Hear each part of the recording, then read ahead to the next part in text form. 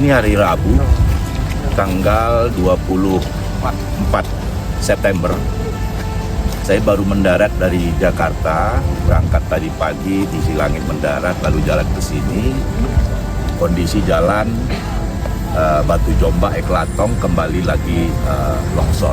Kemarin jam 3 sore berkomunikasi dengan pimpinan Komisi 5 yang membidangi infrastruktur dari fraksi Gerindra, saudara saya Andi Iwan Aras, yang sebetulnya meminta tolong beliau untuk menyampaikan ke mitranya di Kementerian PU agar memberikan perhatian untuk pemeliharaan jalan-jalan nasional di Tapanuli Selatan dan bahkan di Tapanuli bagian selatan untuk mendapatkan perhatian lebih, karena saya mendapati bahwa kondisi jalan nasional di Tapanuli Selatan dan bahkan Tapanuli bagian selatan secara keseluruhan itu berbanding tetangga kita di Tapanuli bagian utara, misalnya secara keseluruhan bagian utara lebih buruk kondisinya di Tapanuli Selatan. Belakangan gitu ya, ini men-trigger juga ada pengamat, pemerhati yang kemudian dan ini menjadi diskusi publik di Tabaksel yang menulis tentang misalnya menurut beliau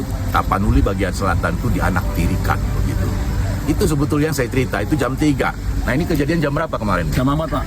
Jam 4, berarti sejam kami setelah bicara kejadian lagi ada longsor di sini. Kita berharap, masyarakat Tabaksel berharap ini mendapatkan solusi yang sifatnya permanen.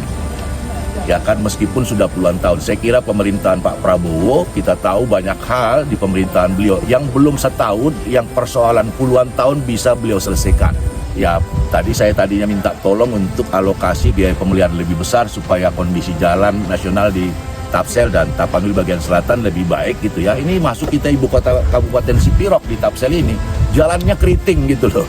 Ini mendapatkan perhatian mudah-mudahan. Tapi terkait dengan Batu Jomba Eklatong nih, mudah-mudahan bisa diselesaikan secara permanen. Kalaupun belum tahun depan, mungkin 2027, telah banyak dari penyelamatan aset tadi diambil dari negara, mungkin akan banyak penerimaan negara bertambah dari sana, kebocoran negara dari menambal mafia-mafia migas ini juga kemudian bisa menyelamatkan keuangan negara.